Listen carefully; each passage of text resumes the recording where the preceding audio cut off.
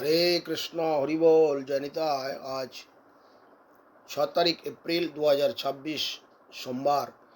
প্রতিদিনের অনলাইন সৎসঙ্গ শুরু করার আগে আমি আমার গুরুপাদ পদ্মের শ্রীচরণেতে অহেতুকি ভক্তি প্রার্থনা করি। ভক্তি সিদ্ধান্ত সরস্বতী গোস্বামী প্রভুপাদের শ্রীচরণান্তিকে শতকোটি ভক্তিপূর্ণ প্রণাম নিবেদন করি।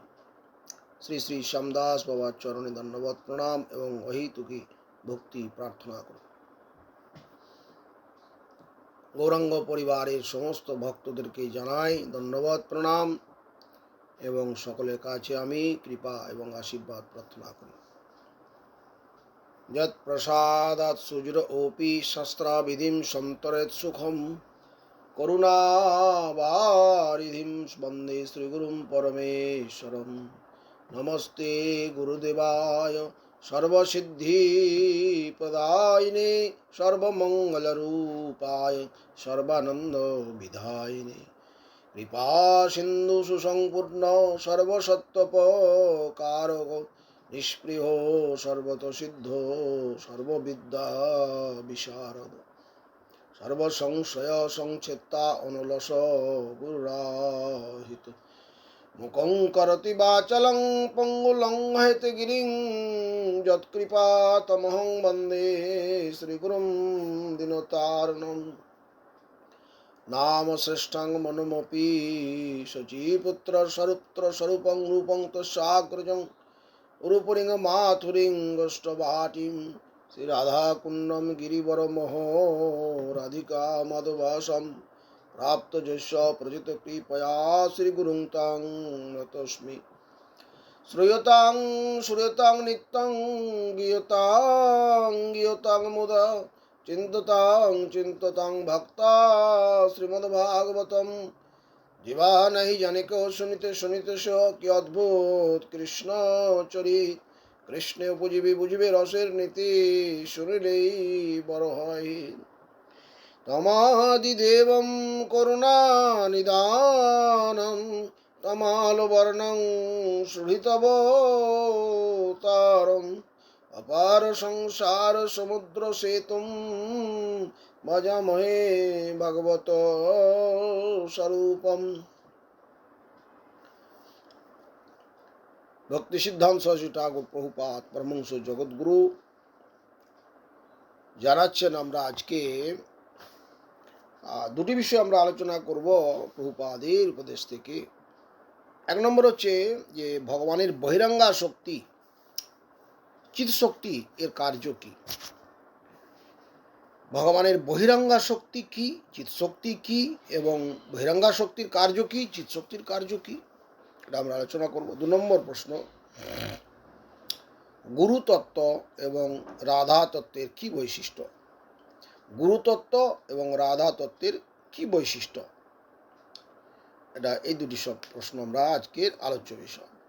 ভক্তি সিদ্ধান্ত সরস্বতী ঠাকুর প্রভুপাদ বলছেন যে এই যে নশ্বর বিশ্ব আমরা চোখে দেখছি, যে জগৎটা, এই যে জগৎটা হচ্ছে ভগবানের বহিরাঙ্গা শক্তি প্রকটিত জগৎ। এই যে আমরা চোখে দেখতে পাচ্ছি যা কিছু, এই জগৎ, এই যে পৃথিবী, এই যে পৃথিবীর যা কিছু সব হচ্ছে বহিরাঙ্গা শক্তি প্রকটিত, ভগবানের বহিরাঙ্গা শক্তির দ্বারা রচিত। এতে কি আছে? গুণত্রয়, গুণ আছে, 3টি গুণ আছে, সতরজতম 3টি গুণ রয়েছে। এই গুণের ক্রিয়ার ফলে সমস্ত যারা আমরা রয়েছি, সব গুণের ক্রিয়ার দ্বারা হচ্ছে সব কিছু। নিজে কেউ কিছু করতে পারে না, সব গুণ তাকে করায়। আর নিত্য জগৎ ভগবানের আরেকটা, ভগবান বলছেন আমার আরেকটা জগৎ আছে, সেই জগৎটা হচ্ছে চিৎ শক্তি প্রকটিত জগৎ, নিত্য জগৎ বলা হয়। নিত্য জগৎ চিৎ শক্তির দ্বারা প্রকটিত, ভগবানের অন্তরঙ্গা শক্তির প্রকাশটা চিৎ জগৎ বলা হয়। আর ভগবানের যে শক্তি আছে, সেই শক্তির মধ্যে 3 শক্তি কথা বলেছেন ভগবান। 3 শক্তিটা প্রধান শক্তি: সন্ধিনী শক্তি, সম্বিত শক্তি আর হ্লাদিনী শক্তি। এখন এই তিনটি শক্তি সম্বন্ধে জানা দরকার। তিনটি শক্তি কি? সন্ধিনী শক্তিটা কি? সন্ধিনী শক্তি হচ্ছে সত্তা বিস্তারকারিণী। সত্তা বিস্তারকারিণী, সত্তা বিস্তারকারিণী। সত্তা বিস্তারকারিণী হচ্ছে জীবাত্মা। এই জগৎ সমস্ত ভগবানের বিস্তার, অনন্ত ভাবে বিস্তার লাভ করেছে এই সন্ধিনী শক্তির দ্বারা। আর সম্বিত শক্তি হচ্ছে ভগবানের জ্ঞান শক্তি, যে অনন্ত জ্ঞান। এই জ্ঞান আমরা বলি জগতে অনেক মানুষের অনেক ট্যালেন্ট রয়েছে, অনেক জ্ঞান রয়েছে। সেই জ্ঞানটা ভগবান বলছেন ওই ভগবানের থেকেই জ্ঞানটা এসছে। এটা পরিপূর্ণ জ্ঞান বলা যায় না, এটা আংশিক জ্ঞান, কিন্তু ওই জ্ঞানেরই অংশ, গীতায় বলা আছে। তো আর হ্লাদিনী শক্তি হচ্ছে আনন্দ শক্তি। আমরা আনন্দ, এই জগতে আনন্দ পাই, একটা খেলাধুলা, একটা যাই কিছু, আমরা যার যা যেদিকে নেশা সেই দিকে আমরা আনন্দ পাই, সেটা করে থেকে হয় ওই হ্লাদিনী শক্তি। চরম আনন্দের একটা যে গভীর আনন্দ, সেই আনন্দের সামান্য একটু এই জগতে ভগবান রেখেছেন, এটাকে আমরা আনন্দ বলি। প্রকৃতপক্ষে এটা আনন্দ নয়, এটা ভগবান বলছেন এটা দুঃখ।